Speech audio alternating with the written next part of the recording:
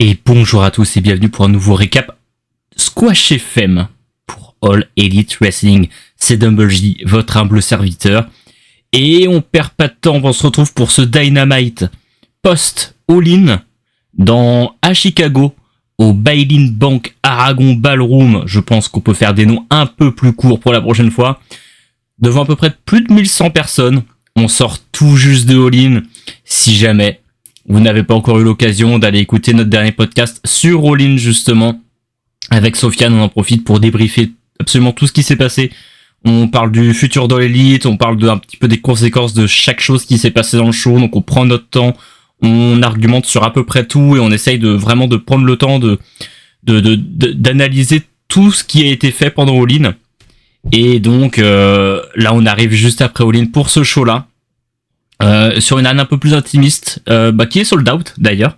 Et alors, j'ai vu certains un peu se plaindre du fait que voilà, All Elite réussit une grosse arène et va derrière dans une plus petite. Écoutez, moi je pense que pour le but de ce show-là, qui est un petit peu de calmer le jeu en fait, je trouve que c'est une bonne idée de rentrer dans une salle un peu plus petite, surtout qu'il y avait une super ambiance tout du long, grâce justement au fait que l'arène est un peu plus petite, les gens sont un peu plus chauds, etc. En plus, on est à Chicago, quand ils sont motivés, c'est toujours sympa. Et c'est vrai que ça sert un petit peu le but de cet épisode qui a été fait un peu pour calmer les esprits, prendre le temps de souffler après la victoire de Adam Page pour le titre. On souffle un peu, donc on a une arène un peu plus petite, un peu plus intimiste, mais c'est sold out, donc ça fait du bruit, ça s'exclame et ça réagit quand il faut réagir. C'est presque un peu plus facile de contrôler les réactions de la foule sans ce genre de petit public là. Donc, moi j'ai bien aimé. J'ai apprécié surtout que l'arène est super jolie. Donc, moi j'ai pas grand chose à me plaindre. Je préfère une plus petite arène avec des réactions organiques qu'une plus grande où on n'entend pas grand chose. Mais tout de suite, il est là, notre champion du monde, Eggman Adam Page, avec le titre qui sort enfin de la mallette. On retrouve enfin pour la première fois depuis 9 mois le titre All Elite en weekly.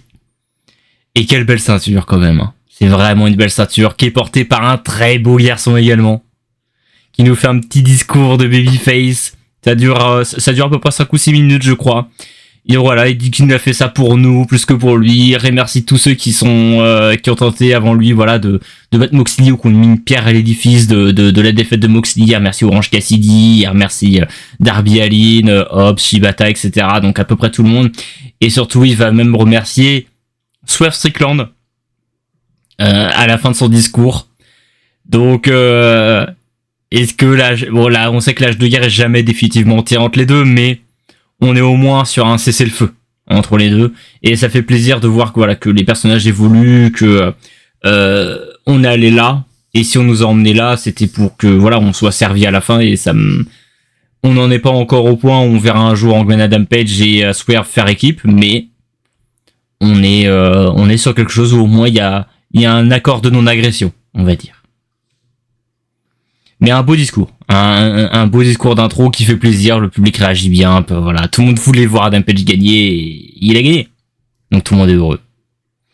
Et ensuite on a enchaîné avec le match qui a été annoncé hier, il me semble, de Kyle Fletcher contre Mascara Dorada. Alors pareil, c'est toujours cool que All Elite existe juste pour que ce genre de match puisse exister. Un mec qui arrive de CMLL sans que ce soit trop annoncé, pour un match d'exhibition contre un Kyle Fletcher qui avait besoin d'une victoire. En plus, dès le début du match, on sent un Kyle Fletcher qui est assez frustré dès le début. On a un plutôt bon match, on a un match très sympa. De toute façon, Mascara Dorada, c'est peut-être un des meilleurs catcheurs de CMLL aujourd'hui, si ce n'est le meilleur catcheur de CMLL aujourd'hui. Et Kyle Fletcher, c'est vraiment l'étoile montante de l'élite. Donc forcément, les deux ensemble, ça allait faire des étincelles et ça n'a pas raté. Le match est très sympa. En plus, on commence à donner quelques petits indices qu'il y aura peut-être des gars de CMLL à Forbidden Door. Et pour le coup, ça me plairait beaucoup de voir potentiellement Mascara Dorada, un Mystico, ou peut-être un Kemalito. Qui sait. Mais ouais, un match très sympa. Donc, victoire logique de Fletcher quand même. Qui gagne contre Mascara Dorada. Mais ça fait un bon match et c'était surtout là pour ça. Ensuite, on a vu donc les Bucks qui étaient rentrés dans l'arène, qui sont interceptés par la remarquable Renee Paquette. Donc, première apparition depuis qu'ils ont perdu les titres d'EVP, d'Executive Vice President de All Elite Wrestling. Ils croisent Marina Shafir qui pas l'air très contente, donc visiblement l'alliance avec les Riders a l'air d'être définitivement enterrée. Je pense que la storyline est terminée de ce côté-là. C'est une manière très simple de le dire, la manière dont ça a été fait, mais au moins c'est formalisé quelque part. Donc je trouve que c'est bien. Au moins on a une fin à peu près officielle, on peut considérer que c'est une fin. Hein. Moi je trouve que c'est intéressant. C'est intéressant de l'avoir au moins mis là. Et derrière, un peu plus tard dans le même segment, on aura Don Callis qui va venir voir les Bucks, qui va proposer un peu une espèce d'alliance entre les deux. Les Bucks qui disent qu'ils veulent pas rejoindre Don Callis Family, et Don Callis qui dit que à la limite, ils s'en fichent un peu qu'ils les rejoignent, mais juste, voilà. On se rend service, voilà, je vous rends service, vous nous rendez service, je vous file des bras, vous nous filez des pieds, et puis on s'en sort.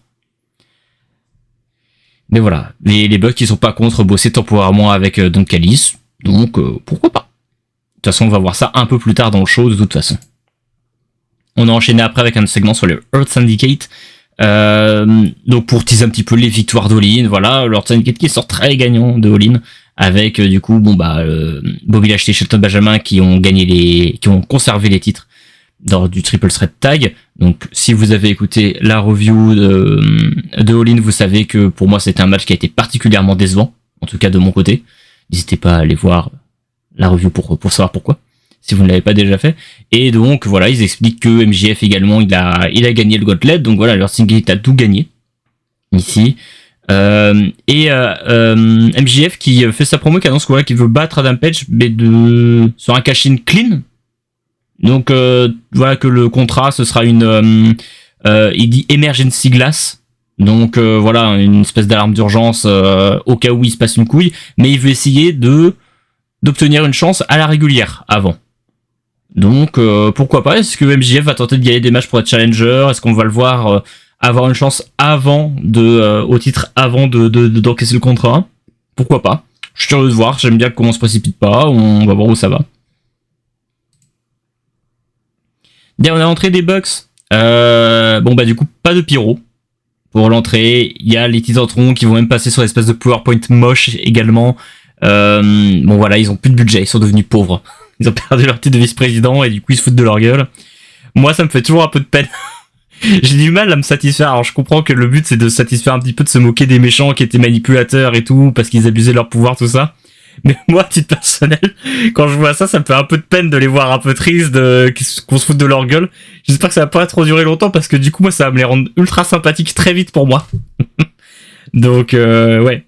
Je risque d'avoir du mal à continuer de les considérer comme heels si on continue le traitement si on continue ce traitement là des Young Bucks. Mais ça c'est ma faute, c'est parce que je suis vite attaché j'aime pas trop quand les mecs se font bully comme ça me donne vite un attachement à eux. Derrière, du coup, on avait le match justement avec les Bucks qui faisaient équipe avec Josh Alexander et El Chisero de la Don Callis Family et qui affrontaient donc Brody King, Bandido et Jet Speed. Encore une apparition pour Bandido sur une carte de Dynamite, donc c'est cool, ça enchaîne. On enchaîne pour lui, il continue d'apparaître. Moi j'ai bien aimé le petit détail dans le match, à un moment où t'as les Bucks qui essayent de faire le EVP Trigger, mais qui sont le nom en fait est plus d'actualité vu qu'ils sont plus EVP. Petite hésitation, ce qui leur coûte le fait de placer le EVP Trigger. Et derrière, on a une victoire de la Don Callis Family des Bucks sur un chokeout d'Hechicero sur Bandido. Donc, ce qui, je l'espère, va probablement mener à un match pour le titre de la Ring of Honor. Je dis oui. Peut-être à Forbidden Door, peut-être sur du Ring of Honor à venir. Ce serait sympa pour Forbidden Door, ce sera un match sympa. Un match que j'aimerais beaucoup voir en tout cas, surtout en direct de là-bas. Ça me plairait beaucoup de le voir. Donc oui. Vendez-le nous, par pitié. Après ce match-là, du coup, on a eu le retour de Cope, qui nous fait une promo de Babyface, tout ce qui est de plus normal. Les gens chantent Metalingus. Il dit qu'il veut s'en prendre au FTR, qu'il veut pas tout de suite se remettre en équipe avec Christian, voilà, que Christian il a besoin de faire le tour de lui-même, de se concerter avec lui-même entre guillemets. Il y a rien de grand chose à noter dans la promo. Il y a une bonne delivery, mais parce que il y a toujours une connexion avec le public. Moi j'ai un peu de mal parce que bon les dernières fois qu'il a fait des trucs ça a jamais trop délivré. Donc je dirais pas que je suis saoulé de Cope, mais je suis pas enthousiaste, on va dire. Après du coup il a été interrompu par Stokely. Alors sur le dans les gardes du corps qui étaient venus avec lui, il y a un des membres de Violence is Forever. Je crois que c'est Kevin Q, il me semble. Donc qui est à gauche sur la photo avec les cheveux blonds et violets. Donc si vous connaissez pas Violence is Forever, c'est peut-être une des équipes les plus chaudes actuellement sur la scène indépendante US. Donc est-ce que c'est parce que All Elite a un petit a un repéré, c'est des trucs comme ça, ou est-ce que c'est juste voilà, c'est un extra sans plus ni moins. C'est possible. J'espère quand même que pour renforcer la division par équipe Violence is Forever, ils ont, en tout cas j'espère qu'All Elite a une option sur Violence is Forever parce que c'est une super équipe. Et mais bon, en ce moment, vu comment se déroule la division par équipe, est-ce qu'il y a la place pour ajouter une bonne équipe là-dedans? C'est dur à dire. Et voilà, Stokely il est là en fait pour annoncer que si Cope s'en prend au FTR, il est viré. Et du coup après bon, Cope dit ah t'as dit quelque chose sur le FTR, mais t'as rien dit sur toi, donc voilà, il attaque Stokely et puis voilà. Bon, rien de bien méchant. Bon, Briscoe, pareil. En fait, sur le show là, c'est un peu de la prolongation. Il s'est pas passé énormément de choses pour comparer, donc c'est vrai que ça va aller assez vite parce que là, Briscoe, on est encore sur une promo, comme sur les dernières semaines où il s'en prend verbalement à MJF. Il y a pas grand chose de plus à dire là-dedans. On enchaîne assez vite sur le four-way féminin qui était qui était sympa. C'est un match qui se regarde. Donc Will Nottingham contre Chris Statlander contre Tekla contre Queen Aminata. Donc la gagnante remportait 100 000 balles. C'était bien. C'était pas aussi bien que ça n'aurait pu être, mais en même temps c'est un match de milieu de carte. Et c'est toujours le problème, c'est que j'aurais eu beaucoup plus de facilité à me contenter de ce match-là si on voyait plus souvent les filles sur les cartes de l'élite, vu que c'est souvent on a que un match par semaine des filles de l'élite, enfin à Dynamite. Ça m'embête un peu que ce soit un match qui soit juste sympa et pas plus. Mais il serait temps peut-être de faire plus de place sur la carte pour les filles de l'élite pour que enfin on puisse avoir qu'on puisse se permettre d'avoir des matchs un peu mid de temps en temps et juste prendre le temps de les exposer un peu plus.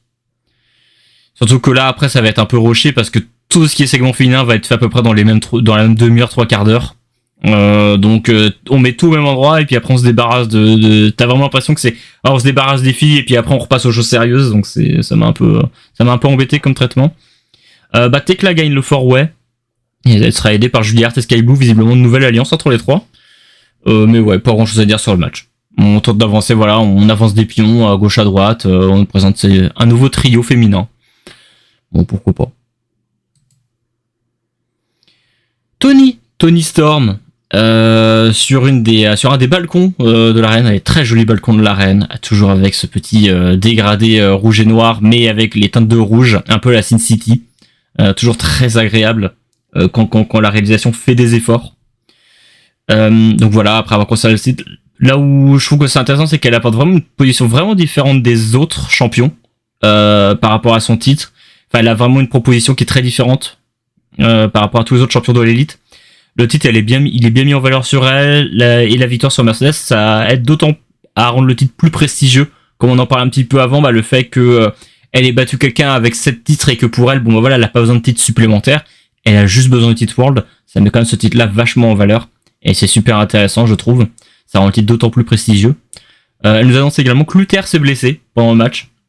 Et je me faisais la réflexion parce que du coup, il y a un chant pour Luther derrière dans la foulée. Et je me posais la question de me dire, mais est-ce que Luther a déjà réussi à être aussi over que depuis qu'il a arrêté de catcher, qu'il est devenu manager?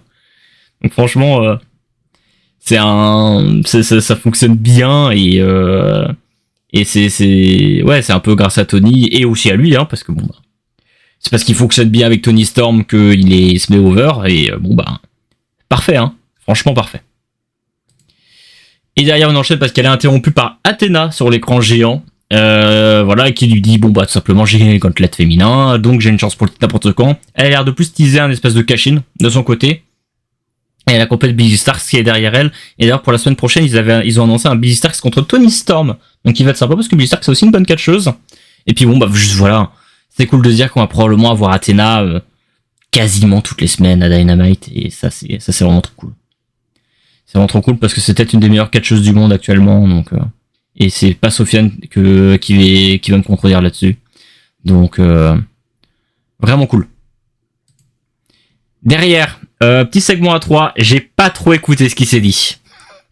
L'équipe Sabian Dick Wayne et Madame Mama Wayne. J'ai juste noté vive la matriarchie.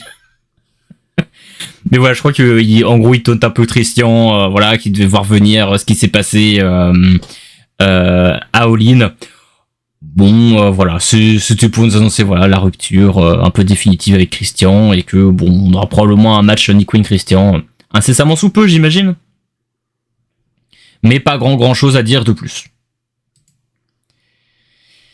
On a Don Callis après qui arrive donc pour nous introduire le nouveau champion unifié Kazuchika Okada, donc avec un nouveau thème d'entrée. Ça m'emmerde un peu parce que j'aimais beaucoup le thème Rainmaker, comme je pense comme tout le monde, parce que moi c'est un thème quand même assez iconique je trouve. Et quand t'as un truc comme ça qui est aussi iconique, je trouve que le choix de le changer est peut-être pas super pertinent.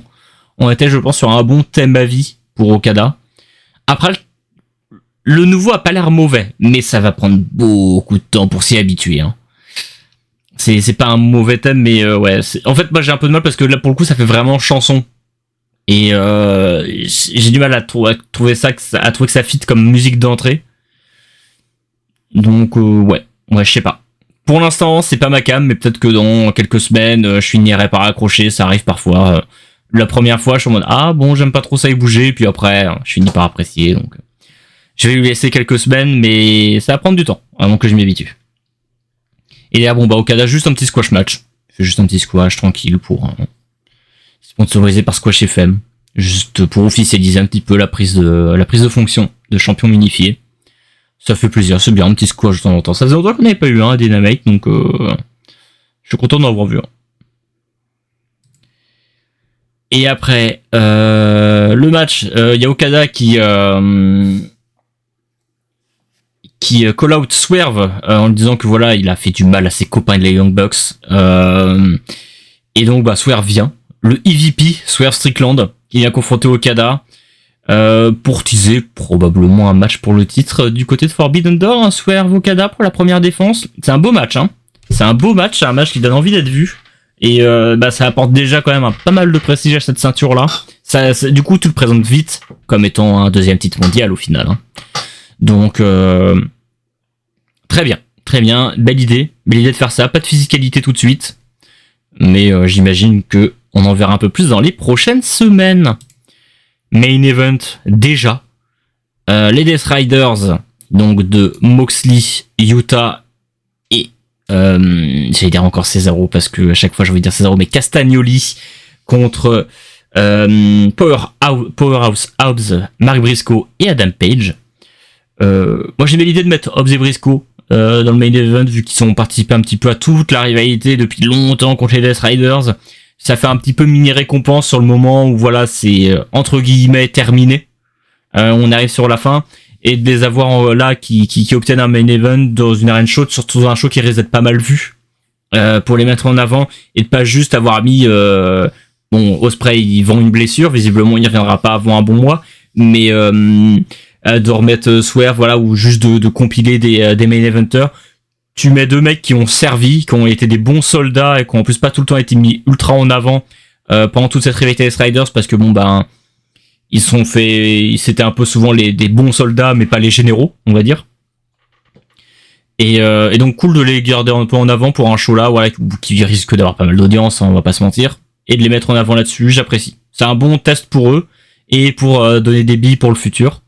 Donc belle idée d'avoir ça. Le match est sympa. C'est sympa, ça donne pas énormément, mais bon, il y avait All In la veille, j'imagine que les corps sont encore un peu meurtris pour certains.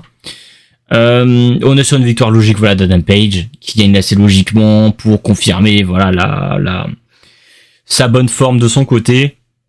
Je m'attendais un peu à ce qu'il y ait peut-être les Death Riders qui s'en prennent à Moxley, mais il y aura pas de write-off pour Moxley puisque derrière on a Darby Allin qui se présente alors que les Death Riders tentent un beatdown sur Adam Page.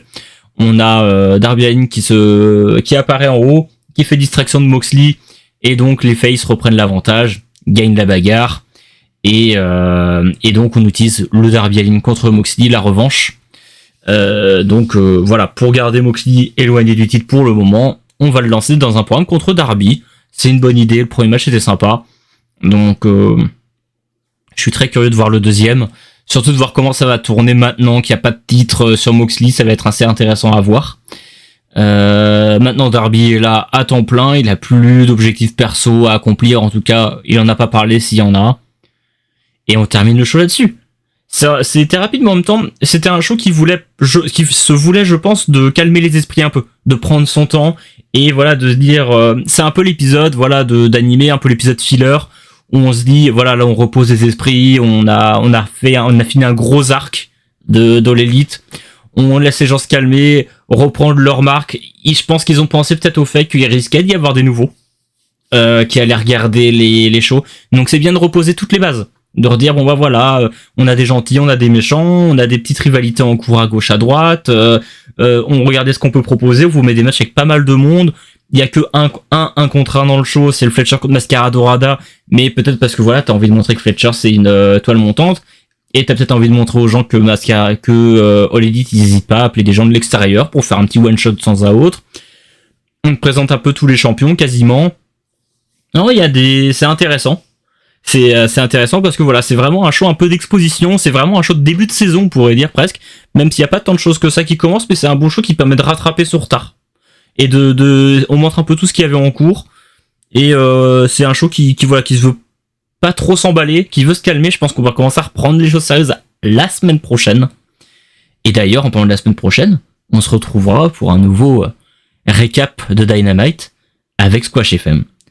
Donc n'hésitez pas à mettre un j'aime et un commentaire à cette vidéo. N'hésitez surtout pas, et je vous recommande même vivement, d'aller écouter le podcast qui est sorti hier de Squash FM avec Sofiane pour All In, et également allez y mettre un commentaire, mettez un j'aime, partagez sur les réseaux sociaux, ça fait toujours plaisir. Et voilà, surtout n'hésitez pas à vous abonner si vous ne l'êtes pas encore, ça fait toujours plaisir. Et écoutez, bon bah c'est tout pour moi. Je remercie ceux qui nous m'ont écouté de m'avoir écouté, et je vous dis à la prochaine. Ciao.